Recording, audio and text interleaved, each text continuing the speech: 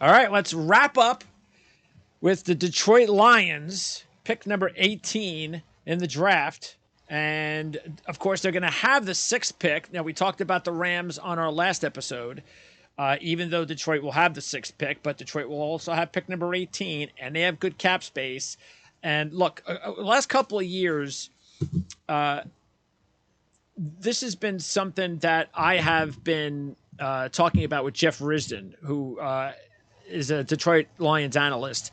Yeah, and, I know Jeff. And we have, and ever since I understood exactly what the Lions were doing in the front office and the moves they were making, I could tell based on those conversations that, you know what, they're finally getting it right. They are finally doing it right. And it paid off this year. And they're getting this close. And now I don't think there's going to be anybody who won't pick them to be a playoff team next year, based on the way they ended the season this season. They have everything going their way right now.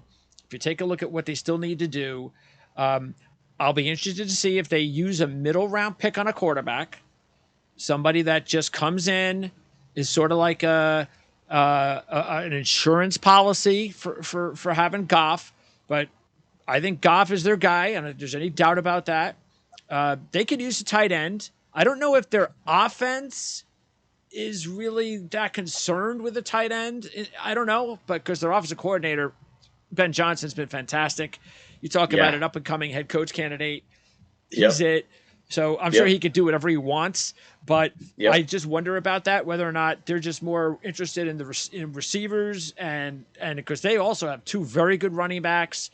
Jamal Williams was a beast this season, but I would say tight end, just looking at their depth chart, might be like their top need on offense. If like I said, if they care about that with their offense. Otherwise, I think they just have to do a better job of adding more talent on defense. You know, they got to get more edge rushers, and they need a number one cornerback. You know, that's really what's holding them back a little bit, was the Okudah pick, because he hasn't really turned out to be their number one guy yet. Yeah, you're exactly right. Offensively, right, they trade T.J. Hawkinson to a division rival. So, a bizarre trade to me. But my question, was that an economic decision, right? Or was it we don't need that kind of tight end on our team? If they do feel like, hey, it just got out of hand with how much we're paying him and how much he's giving back, tight end is undoubtedly the top need on that offense. Let's keep in mind, right? I mean, I'm not even going to count Jameson Williams as a part of their 2022 team that much, right? He played a few games and he was limited in snaps, didn't get thrown the ball that much. So you're adding that to your offense next year.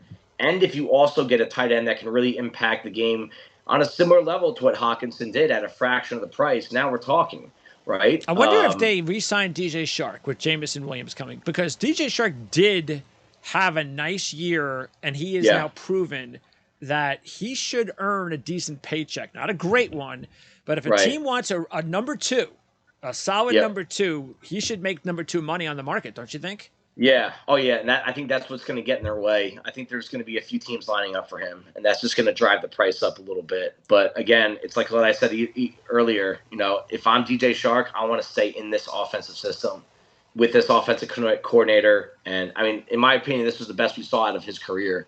And to go leave somewhere and take that risk and follow the money, again, easy for me to say. Depending on where he goes. Right. Depending on where he goes, absolutely. Defensively, so, I mean, sticking with the quarterback, right? I mean, Goff, he's not the long-term answer. I don't think he is. But again, you got to be careful with saying he's not the guy, because you have to, what is your backup option, right? Do you use the extra draft capital to take a swing for the fence? I don't think Detroit's that kind of team. I don't think that front office is a huge risk take. I don't see them going after Anthony Richardson and redshirting him for the year. I don't see it. That's why I think they should use one in the middle rounds, like third. Who would fit as a third, fourth round quarterback? If you're going to get a similar quarterback to Goff, if you're going after the skill set, we already talked about him, but Tanner McKee from Stanford makes sense. Again, Hendon Hooker makes sense. So you think those guys will be in the third or fourth round? One of them might be. But you know what? For the sake of your question, let's say no. The next guy I'd be looking at would be Clayton Tune from Houston, and possibly Aiden O'Connell from Purdue. There's a lot of people that I respect that like that guy, Aiden O'Connell. I'm not a huge fan. He's going to be the 10th quarterback on my board. I don't think that's going to change between now and then. But that's a name that Jaron Hall, I kind of want to see what he does at the Senior Bowl next week. There's still some intriguing upside. I'm a big Jake Haener guy. I don't know if he fits the mold of Jared Goff. Yeah. That's why I didn't bring him up, but I like Jake Haener. Tune is a good one. I really like. He had a really good final season. Yeah. Tune, yeah. So I guess that's the answer to that question. Is there a third-round target? It would be Tune. I think that makes sense. I think that's the way they should go. And they're going to have 2 first-round draft picks. Yeah. Defensively, by far, cornerback is the top need. I mean, this is now 4 straight years this defense has finished bottom 4 in the league in yards allowed. And this is the 3rd straight year they've finished bottom 2 in yards allowed per pass attempt. It's just every single year. And how many times have we watched the Lions lose these emotional, come from behind losses at the end of the games? I think the pieces are there up front. Could they get well, they have the 6th pick, so that should be. Is that pick warranted for the top corner? It's a little rich, but again, I always say if he's not going to be there for your next pick, you can't call it a reach, right? I mean, and if you have him in that cluster, right? You put guys in clusters. It's not just a ranking. It's like, hey, and maybe they trade down a few spots if somebody wants Will Levis, the 3rd quarterback. I'll tell you what, I don't know if he would fill an immediate need because I love this defensive player so much. I do think he could be a slot. I wouldn't want him on the outside, but Brian Branch, man, I think he fits that. I think he fits that culture. I know they're already kind of strong at safety, but I think you find a way to put this kid on the field, and I think he immediately helps that pass defense out. Absolutely. So that's a move I would look at. Ringo, Porter, Gonzalez, Weatherspoon, all these guys that, we'll figure out how to stack these guys over the next month or two. That would not be a bad pick. I'll just say that. So do you think both of their picks in the first round might be in the secondary? One of them for sure. I would say the other one would probably be a coin flip between another defensive lineman, preferably a tackle. Well, what if they drafted? Wouldn't Branch make more sense at 6, and then you draft a corner at 18? Yeah, you could do that. You could do that, and I think one of those guys should still be there between Ringo, Porter, Gonzalez, and Weatherspoon. I think one of them will still be there when they're on the clock again. Again, it's just this team is ready in my eyes. This is kind of where their window is, and to put a lot of resources into rookies at probably the most important weakness on that defense, it's a risky move. And I just don't get that feeling from this front office that they would put. I think they might go so free agency then, though. And free agency at corner, right? And then they use that later first-round pick on someone that can rush the passer from inside. Yep. That's what I think could really put this pass rush over the top. Yeah, the kid from, was it Washington? He hasn't really worked out so far. He had the injury last year. It didn't look all that great year 1. Right. So he has a big year ahead of him. And I love McNeil as a run defender, but again, we're talking about affecting the passer. I don't think McNeil's going to be that guy. That's where I see the biggest is the value there. Does Brian Bresee make sense there at that spot? Will he still be there? It's probably a little rich for Tui Pelutu from USC, although I personally love him. I think he's going to be more of a second rounder. But again, that's a guy that the culture that Dan Campbell has created, that's the player that chews glass, and that's who they want. So we'll see. And James Houston had 7 sacks last year.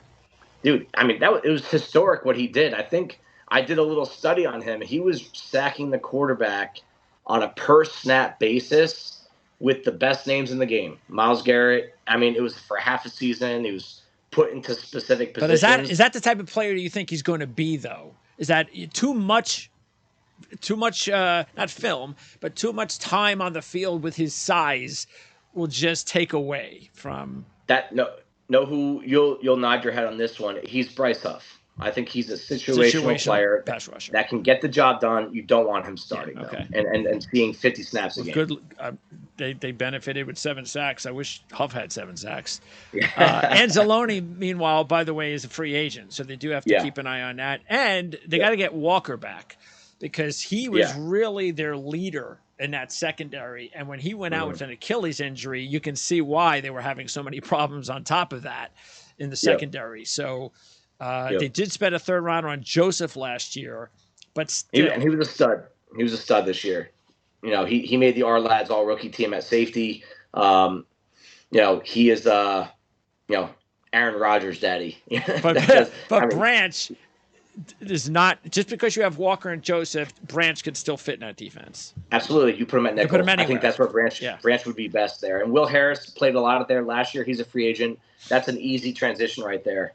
Insert Branch, let Harris walk in free agency. Now you have something to work with there. All right, that'll wrap it up.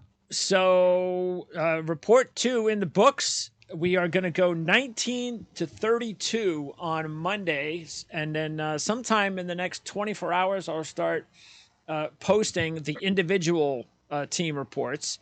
So if you're only interested in your team, we'll start throwing them out there, and I'll have to put a little what do you call it, note on the Saint one. Oh yeah, hey, we watched that. Yeah, we totally goofed on the Saints. That's okay. Yeah, but that's okay, right? Because this is just the beginning. Hey, you know what? Maybe they'll trade back into the first round, and Howie Roseman from the Eagles will fleece them again. Yeah, right. And they'll end up picking in the first round. So if they do, we already have it covered. Yeah, we're in good shape either way.